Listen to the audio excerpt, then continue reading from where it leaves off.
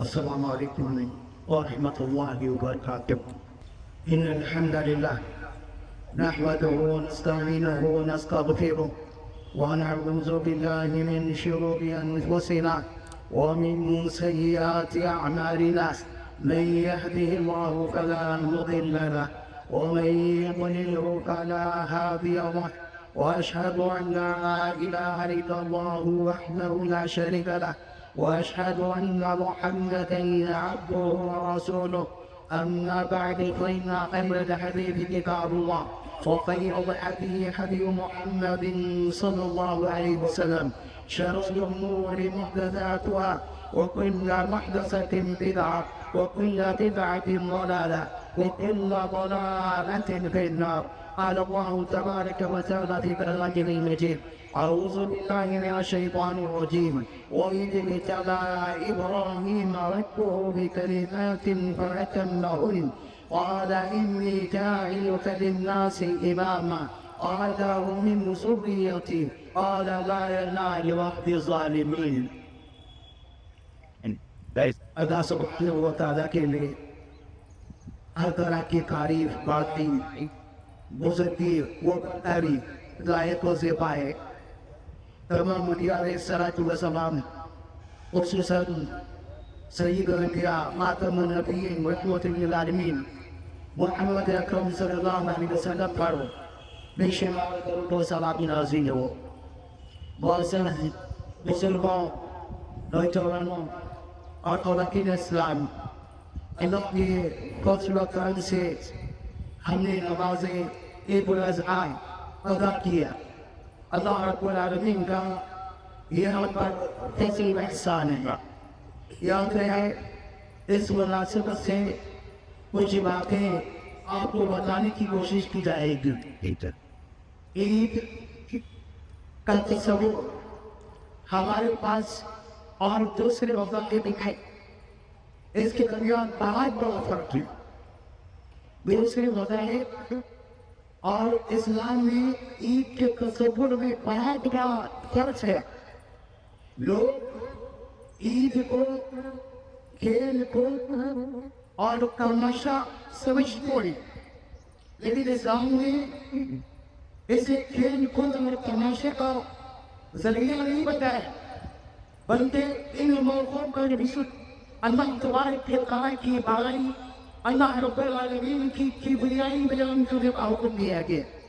جیسے کہ ہم تکبیرات ادا کرتے ہیں، اللہ اکبر اللہ اکبر، لا الہ الا اللہ اللہ اکبر اللہ اکبر وللہ الحمد. حضرت علی رضی اللہ تعالیٰ عنہ کی جانب منسوب حدیث ہے کہ لیس العید لمن لبس الجدید انما العید لمن آت الوحید. ليس العيد لمن لبس الجديد. کہ دیکھو عید اس کے نہیں جو اچھے اور نئے کپڑے پہنے. انما العید لمن خاف الوعید. عید تو اس کی ہے جو اللہ تبارک و تعالیٰ کی وعید سے ڈرتا ہو. اللہ رب العالمین کا خوف اس کے دل میں ہو. اصل عید اس کی ہے، بلکہ بہت سارے سلف نے عید کی تعریف کرتے ہوئے کہا کہ عید وہ دن جس پہ اللہ رب العالمین کی نافرمانی نہ کی جائے، وہ عید کا دن ہے. اور یہ عید قربانی والی عید ہے. قربانی کہتے ہیں اللہ سے قریب ہونے کی کوشش کرنی، اللہ سے قریب ہونے کی کوشش کرنی. قربانی کئی طرح سے دی جا سکتی ہے. اسلام میں ہمیں ایک شکل دی جانور کے ذریعے سے خون بہا کر اللہ کے قریب ہونے کی کوشش کی جائے اور اس کو پسند کے انجام دے. اور لکھا ہے جب قربانی کا تذکرہ ہو تو ابراہیم علیہ السلام کا ذکر ضرور آتا ہے، اور ابراہیم علیہ السلام کے غیرت مبارکہ کے تذکرے ہوتے ہیں. ابراہیم علیہ السلام کی زندگی کے کئی گوشوں کو اللہ تبارک و تعالیٰ نے چیزیں بیان کیا. ابراہیم علیہ السلام کی زندگی پر اگر ہم نظر ڈالیں تو ہمیں سب سے پہلا سبق ہمیں ملتا ہے کہ اخلاص اپنے اندر اخلاص پیدا کیا جائے. اور ابراہیم علیہ السلام عملی طور پر اخلاص کا مظاہرہ کیا. اخلاص ایک ایسا عمل ہے جو بہت مشکل ہے بولنے میں بہت آسان، لیکن عملی طور پر پریکٹیکل بہت مشکل ہے. کہ بندہ عمل صرف اللہ کے لیے کرے، نہ دکھاوا ہو، نہ شہرت ہو، نہ اپنے نام کا، اپنے نام کی چاہت ہو، کچھ نہیں، صرف اور صرف اللہ کے لیے عمل. اور قربانی سے بھی یہی مقصود ہے کہ قربانی والا عمل صرف اللہ کے لیے. کیوں؟ اللہ تبارک و تعالیٰ مخلص بندوں کی، متقی بندوں کی قربانیوں کو قبول کرتا ہے. ان رب العالمین نے جب حضرت یعقوب علیہ السلام سے بیٹوں کا تذکر کیا، ان پر فرمایا کہ اللہ نے دینے میں سے کی قربانی قبول کی، جس کی قربانیوں قبول نہیں ہوئی اس نے کہا لا قبول نہیں. دوسرے سے آگے سے کہا قادر ہے کہ اب میں کچھ فکر کے بن. تو جواب میں اس نے کہا ان يتقبل الله من المتقين، کہ دیکھو اللہ تبارک و تعالیٰ متقی اور پرہیزگار لوگوں کی قربانی قبول کرتا ہے. متقی اور پرہیزگار لوگوں کی اللہ کے پاس قربانی قبول ہوتی ہے. اور اللہ عزیز و شان میں کیا تبارک و تعالیٰ نے یہی پیغام دیا لن ينال الله لحومها ولا دماؤها ولكن يناله التقوى منكم. کہ تم جو قربانیاں کر رہے ہو اللہ پر اس کا گوشت، اس کا خون نہیں پہنچتا. اللہ تبارک و تعالیٰ کو کیا چیز پہنچتی ہے؟ اللہ کو کیا چیز چاہیے؟ اللہ تبارک و تعالیٰ تمہارے دلوں کے تقوی کو دیکھتا ہے. تمہارے دل میں اللہ کا کتنا خوف ہے، اللہ کا کتنا ڈر ہے، اللہ رب العالمین یہ دیکھتا ہے. اور ابراہیم علیہ السلام کی زندگی میں اگر آپ دیکھیں گے یہی چیز نظر آئے گی کہ ابراہیم علیہ السلام اللہ رب العالمین کی اطاعت و فرما برداری میں پورے اخلاص کے ساتھ مشکل سے مشکل مرحلے سے گزرے، مشکل سے مشکل مرحلہ. اور پھر اخلاص اتنا زیادہ شرک سے، مشرکین سے دور دور تک تعلق ہے. اور اگر وجود اللہ تبارک و تعالیٰ نے جب حضرت ابراہیم علیہ السلام کا ذکر کیا اور ویسے اکثر مقامات کے فرمایا لم یکن من المشرکین، کہ ابراہیم کا مشرکوں سے کوئی تعلق نہیں، کوئی تعلق نہیں ابراہیم کا مشرکوں سے. شرک سے یہ بیزار بلکہ شرک سے لڑنے والے، شرک کے خلاف ڈٹ جانے والے. لیکن ہم اخلاص شروع کی عمل اللہ کے لیے ہونا چاہیے تھا، عبادت اللہ کے لیے ہونا چاہیے تھا، لیکن ہماری عبادت اللہ کے لیے نہیں رہی. ہماری ناعلمی کی وجہ سے، ہماری جہالت کی وجہ سے ہمیں بہت سارے لوگ اللہ رب العالمین کو محمد اللہ بنتے ہیں، لیکن ان کی پیشنیاں غیر اللہ کے در پر چھپتی ہے، درگاہوں پر چھپتی ہے، مزاروں پر چھپتی ہے.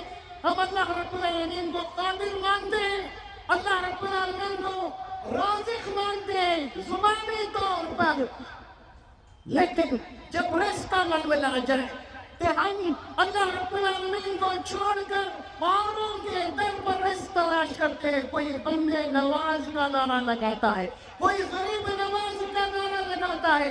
یاد رہے نوازنے والا صرف اور صرف اللہ رب العالمین ہے. اللہ رب العالمین کے علاوہ کوئی نواز نہیں سکتا، کوئی بھی نہیں سکتا. ابراہیم علیہ السلام کے حال مبارک سے ابھی یہی پیغام ملتا ہے کہ ایک انسان کو اخلاص کے ساتھ زندگی گزارنا چاہیے. ہر عمل میں مخلص ہونا چاہیے. کیوں؟ نبی کریم صلی اللہ علیہ وسلم شریف رکھے ان اللہ لا ينظر الى صوركم واموالكم، کہ دیکھو ان افغان کو کرامت کا کس پورا دیکھتا ہے، نہ تمہارے مال کو دیکھتا ہے، ولكن ينظر الى قلوبكم. اللہ تبارک و تعالیٰ تمہارے دلوں کو دیکھتا ہے کہ تمہارے دل میں کیا کیفیت ہے، تمہارے دل میں اللہ کی اطاعت کے تعلق سے کیا جذبات ہے. اللہ تبارک و تعالیٰ اس کو دیکھتا ہے. اس لیے اللہ رب العالمین نے حکم دیا فصل لربک ونحر کہ اپنے رب کے لیے نماز پڑھو قربانی میں حاصل کریے.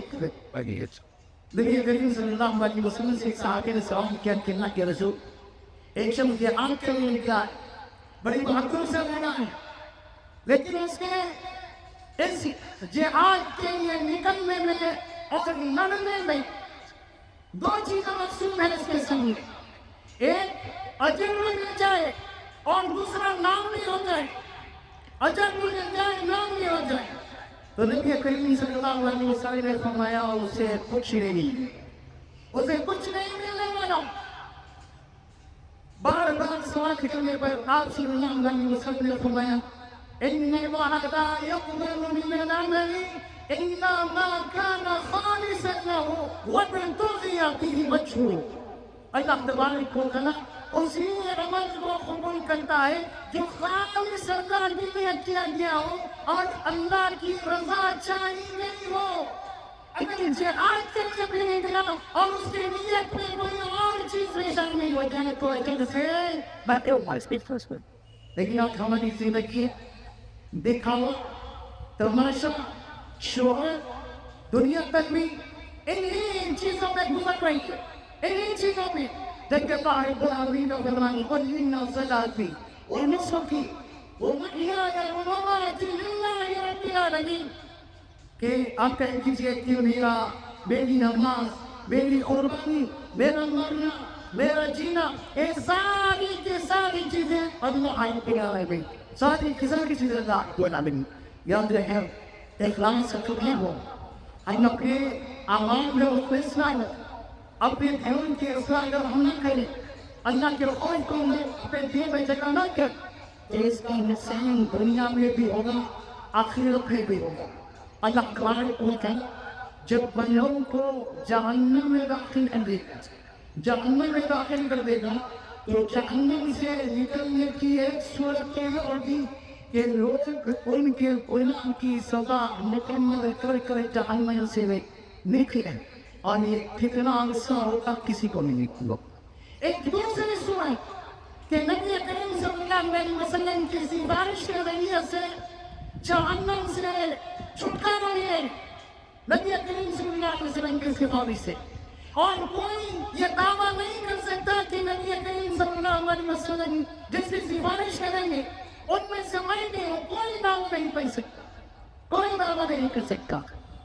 نبی اکرم صلی اللہ علیہ وسلم سے سوال ہوا کہ اللہ کے رسول قیامت کے دن آپ کی سفارش کس خوش نصیب کو حاصل ہوگی. نبی اکرم صلی اللہ علیہ وسلم نے فرمایا اسعد الناس بشفاعت یوم القیامہ, میری سفارش کا مستحق قیامت میں وہ شخص بہا جس نے قلوب سے دل سے لا الہ الا اللہ کہا ہو, کلمہ توحید کا اقرار کیا ہو, قلوب سے دل سے میرے مطلب زبان سے کہہ رہا ہو تو عملی طور پر توحید پر قائم رہے, جیسے کہ ابراہیم علیہ السلام ہر امور پر توحید پر قائم رہیں گے, عملی طور پر اس کا ثبوت ہے. سوچ کر اپنے جب جب نبی کریم صلی اللہ علیہ وسلم کی سفارش سے بھی معلوم ہو جائے بندہ کتنا نہ ہونے کی وجہ سے تو اس کے لیے بہت بڑی مصیبت ثابت ہو جائے. آج ہم ہمیں معاشرے پر ایسے نظر آتے ہیں تو جہاں عقیدے میں کمزوری وہی عملی کمزوریاں بھی بہت ساری نظر آئے گی. اور خاص کر ایسے برے اہمیت ان کا جا رہا ہے. ہمارے گھروں سے توحید کے تذکرے ختم ہوتے جا رہے ہیں, مساجد میں توحید کا ذکر کم ہوتا جا رہا ہے. ہمارے گھروں میں جہاں اللہ کے رسول صلی اللہ علیہ وسلم کی سیرت بیان کی جاتی تھی, صحابہ کے واقعات سنائے جاتے تھے, آج یہ تمام چیزیں ختم ہوتی جا رہی ہیں. ہر کوئی اپنے اپنے موبائل میں مصروف, باپ بھی مصروف, ماں بھی مصروف, بچے بھی مصروف, ایک دوسرے سے جو تعلق ہونا چاہیے وہ تعلق نہیں. جبکہ بچوں کی تربیت کرنا ماں باپ کی ذمہ داری ہے. اللہ تبارک و تعالیٰ سوال کرے گا نبی کریم صلی اللہ علیہ وسلم فرماتے ہیں کلکم راعٍ وکلکم مسئول عن رعیتہ کہ تم میں سے ہر شخص ذمہ دار ہے اور اللہ تبارک و تعالیٰ قیامت کے دن اس کی ذمہ داری کے تعلق سے سوال کرے گا. ابراہیم علیہ السلام کے خیال سے مولانا کام کو دیتا ہے کہ ابراہیم علیہ السلام اپنے بیوی بچوں کی تربیت کس انداز میں کر رہے ہیں اور کرتے ہوئے نظر آ رہے ہیں. ابراہیم علیہ السلام اپنے بیوی بچوں کی تربیت بہترین انداز میں کرتے ہیں. ابراہیم علیہ السلام کی سچی لگن سچا جذبہ اللہ کی سچی اطاعت کا اثر حاجرہ علیہ السلام پر پڑ رہا ہے اور حاجرہ علیہ السلام اپنے بچے کی تربیت بہترین انداز میں کر رہی ہے. اور اللہ تبارک و تعالیٰ قیامت تک ایک ایسا منظر قیامت تک آنے والے لوگوں کے ایک ایسا منظر بیان کیا کہ اس کی نظیر اس کی مثال نہیں مل سکتی. وہ ہے ابراہیم علیہ السلام کے پیش کیا کہ اللہ رب العالمین فرماتا ہے کہ ابراہیم نے اپنے بیٹے سے کہا کہ بیٹا میں آج میں تجھے ذبح کرتے ہوئے دیکھ رہا ہوں تیرا کیا پیاز ہے. یہ پیاز اگر کسی آج کے بچے کے سامنے پیش کیا جائے تو وہ کہ باپ گروز رکھو. یہ کیا بات ہے؟ دیکھیے اللہ کی اطاعت اور اللہ کی اطاعت کی اہمیت ان کے ذہنوں میں تھی. اللہ راضی ہو تو کتنا بڑا فائدہ ہے انہیں معلوم تھا.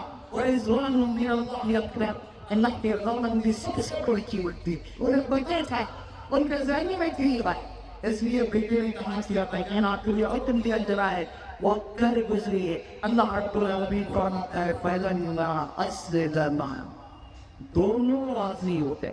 اللہ کا حکم ماننے کے لیے دونوں راضی ہوتے ہیں وَكَلَّ مِن جَدِيدٍ اور آخری حد ابراہیم علیہ السلام مٹانے کے لیے اپنے بیٹے کو پیشگی کے بل لٹا دیے.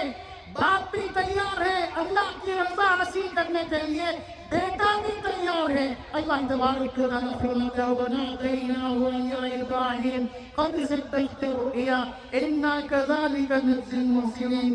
ہم نے آواز لگائی کہ ابراہیم تم نے اپنے خواب کو سچ کر دکھا ہے. مقصود یہ نہیں تھا کہ بیٹے کی جان لی جائے. اللہ کی نصرت تھا کہ اللہ کی اطاعت اللہ کی فرمانبرداری میں اللہ کا حکم ماننے میں کس حد تک کیے جا سکتے ہیں. تو ہر ممکن کی کوشش ابراہیم علیہ السلام اسماعیل علیہ السلام کرتے ہوئے آزمائیں گے اللہ کا حکم ماننے کے لیے. ہم سب کا حکم ماننے کے لیے تیار ہے لیکن اللہ کا حکم ماننے کے لیے تیار نہیں. سب کی بات ماننے کے لیے تیار ہے لیکن اللہ کے رسول کی بات ماننے کے لیے تیار نہیں. جب کہ اللہ تبارک و تعالیٰ نے وعدہ کیا وَمَن يُطِعِ اللَّهَ وَالرَّسُولَ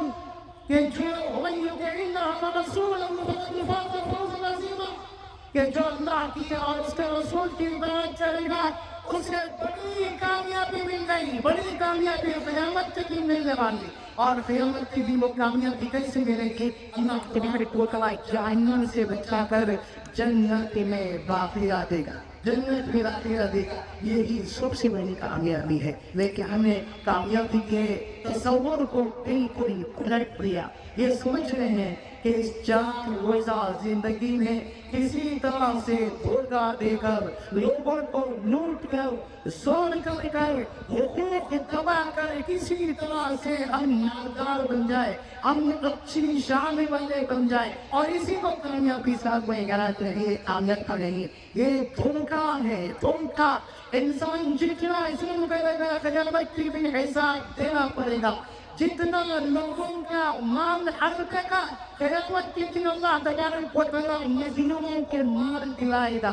جتنا لوگوں کو ستائے گا قیامت کے دن اتنا زیادہ اپنی نیکیوں سے محروم ہوگا اور مفلس و تنگ بن جائے گا جس کی وجہ سے آخر میں جہنم رسید کر دیا جائے گا. تو اللہ تبارک و تعالیٰ نے یہ موقع ہماری اصلاح کے لیے رکھے ہیں کہ ہم اپنے آپ پر غور کریں اپنے اصلاح کرنے کی کوشش کریں. یہ واقعات ابراہیم علیہ السلام کا تذکرہ قرآن مجید मजीद में चार तरीका है इसमें कि हम अपनी अकीदत को भी सुधारें, अपने अमल को भी सुधारें, अपनी जिंदगी को समझने की कोशिश करें और ये ज़हन में रखें कि आखिरत की जिंदगी भी हमेशा की जिंदगी है। वला आखिरत को खैरुन व अहसन, कि आखिरत दुनिया से बहुत ज़्यादा बेहतर और हमेशा हमेशा रहने वाली है। दुनिया किसी तरह गुजर जाएगी लेकिन आखिरत की जिंदगी हमेशा होगी। अगर जहन्नम नसीब हो गया तो कितना तकलीफ होगी, कितनी मशक्कत होगी, अंदाजा कीजिए, सोचिए। इसलिए नबी करीम सल्लल्लाहु अलैहि वसल्लम अपने सहाबा को अक्सर व बेशतर जहन्नम से डराते, बल्कि आपने ईद का खुतबा दिया। अरे महसूस किया कि आपकी आवाज़ आयतों तक नहीं पहुँची। उस ज़माने में स्पीकर का इंतजाम नहीं था, इस तरह की कोई चीज़ नहीं थी। आप ख़वातीन के हिस्से में गए और उनसे रिकॉर्ड करते हुए कहा कि औरतों की जवाब, मैं तुम्हारी अक्सरियत को जहन्नम में देख रहा हूँ। वो लोग समझदार थे, फौरन कहा कि अल्लाह के रसूल वजह क्या है, ऐसे कौन सा अमल है जिसकी वजह से हमें अक्सर ये जहन्नम में जा रही है। तो नबी करीम सल्लल्लाहु अलैहि वसल्लम ने फरमाया कि ये तुम लोग शुक्र करती हो। तो सवाल हुआ कि रसूल हम अल्लाह के ना शुक्र करती है। तो नबी अकरम सल्लल्लाहु अलैहि वसल्लम ने फरमाया नहीं, तकफुरन फाशुरा, कि तुम लोग अपने शोहरों की नाफरमानी करती, अपने शोहरों की नाफरमानी। और फिर सल्लल्लाहु अलैहि वसल्लम ने फरमाया फिर तसद्दुक़ करना है, कसरत से सदका व खैरात करना। अगर बिलाल रज़ी अल्लाह तआला कहना पकड़ेंगे फिर औरतें अपने पायों की बालियों और अपना जेवर हज़रत बिलाल रज़ी अल्लाह अन्हु की पकड़ने ला रही थी, किंतु उन्हें खदशा था कि शायद हमारी आखिरत भी बर्बाद होने वाली है। इसलिए सदका व खैरात कर अल्लाह के मना करने से बचा जा सकता है। इसलिए हमें भी चाहिए कि जहाँ हम दुनिया के नेमतों से लुत्फ़अंदोज़ हो रहे हैं, वहीं पर अपनी मौत को, कब्र को, क़यामत को थोड़ी देर के लिए अपने जहन में लाया करें, ताकि शुक्र गुज़ारने के जज्बात हमारे अंदर पैदा हो। अगर नहीं तो फिर नाशुक्री हमसे होती ही जाएगी। नाशुक्री नहीं करना चाहिए। अल्लाह ताला फरमाता है लेकिन शक्र लअज़ीदन्ना, मैं शुक्र गुज़ारी करोगे तो मैं मज़ीद नवाज़ूंगा, और शुक्र करोगे तो फिर मेरी सज़ा बहुत सख्त है। तो आज हमें सख्त ज़रूरत है कि हम अपने आमाल में इखलास पैदा करें, कोशिश करें कि अल्लाह रब्बुल आलमीन से करीब हो, अल्लाह रब्बुल आलमीन को राज़ी करें, अल्लाह के महबूब बने। क्योंकि अल्लाह रब्बुल आलमीन जिससे राज़ी हो जाए वो दुनिया में भी कामयाब, आखिरत में भी कामयाब। जैसे हज़रत सहाबा अल्लाह राज़ी हुआ, उनकी दुनिया भी कामयाब, उनकी आखिरत भी कामयाब। और जो खराबी हमारे अंदर आती जा रही है, इनकी रोकथाम करें और अपने घरों की और अपने माशरे की इस्लाह की कोशिश करें, वरना और ज़्यादा खराबियाँ आती जाएगी और सारा माशरा तबाही के आने पर पहुँच जाएगा। इसलिए हमें चाहिए कि इन हालात को देखते हुए अपने आप को संभालें और इस्लाह की कोशिश करें। अल्लाह तबारक व तआला से दुआ है कि अल्लाह तबारक व तआला हमें इस्लाह करने की तौफीक अता फरमाए। अल्लाह हमें दुनिया में भी भलाई अता कर, आखिरत में भी भलाई अता कर। अल्लाह हमारे बिल्कुल को माफ़ फरमा, हम पे रहम फरमा। अल्लाह हम तुमसे इल्म नाफ़िअ का सवाल करते हैं, हमें इल्म नाफ़िअ अता कर, हमें रिज़्क़ हलाल अता कर, हमें शिफ़ाए कामिला व कुल अता कर। अल्लाह दुनिया के सारे मुसीबतों की परेशानी का खात्मा फरमा, दुनिया के सारे मुआमलात को कहाँ पे मुसलमान बस गए, अल्लाह उनकी मदद फरमा, उनके जान व मान की हिफाजत फरमा। और ख़ास तौर से अल्लाह आए फ़लस्तीन की मदद फरमा, आए शाम की मदद फरमा, उनके जान व मान की हिफाजत फरमा, उनके लिए कहकर फैसले रखा फरमा। अल्लाह के उनमें है, उनकी बुराई से वो भी करना, ان میں جو بیمار زخمی ہیں اللہ انہیں شفائے کاملہ ربی عطا فرما. جو لوگ اپنی جان گنوا چکے اللہ ان کی مغفرت فرما, ان کے درجات بلند فرما. اللہ ہمارے اس ملک ہندوستان میں بھی امن و سکون عطا فرما. اس ملک کو بھی امن اور چین والا ملک بنا دے. اس جگہ پر بھی ہمارے جہل حال کی حفاظت فرما. اللہ جو بھی مسلمان پریشان ہے ان کی پریشانیوں کو دوری عطا فرما. جو بیمار ہے انہیں شفا کاملہ اور مقبولیہ عطا فرما. جو قرض میں مبتلا ہے اللہ ان کے قرض کی ادائیگی کے واسطے پہ فرما. اللہ تو ہی رحم کرنے والا ہے, ہم سب کو رحم کرنا, ہم سب کی بخشش ہونا. اللہ کے لوگ گزر چکے ہیں ان کی بھی بخشش ہونا, ان کے درجات کو بلند فرما. ہمارے والدین کی بھی بخشش ہونا, ان کو رحم کرنا, ان کے لیے اللہ ان کے درجات کو بلند کرنا. اللہ ہمیں صحیح وہ سیدھے راستے کو چننے کی توفیق عطا فرما. بیگار سے ہماری حفاظت فرما. خالص کتاب و سنت پر عمل کرنے کی توفیق عطا فرما. موجودہ دور کے فتنوں سے ہماری حفاظت فرما. ہمیں ایک اچھا مسلمان بننے کی توفیق عطا کرنا. اللہ ہمیں ایک اچھا مربی بننے کی توفیق عطا فرما. اپنے اولاد کی اچھی تربیت کرنے کی توفیق عطا فرما. اپنے گھروں کی اصلاح کرنے کی توفیق عطا فرما. معاشرے سے برائیوں کو دور کرنے کی توفیق عطا فرما. نماز قائم کرنے والا اور نیکیوں میں بڑھ چڑھ کر حصہ لینے والا اللہ تو ہمیں دعا دے. اللہ آخری تو ہم کو قبول فرما. اقول قولی صلی اللہ علیہ وسلم ولسائر المسلمین. السلام علیکم ورحمۃ اللہ وبرکاتہ.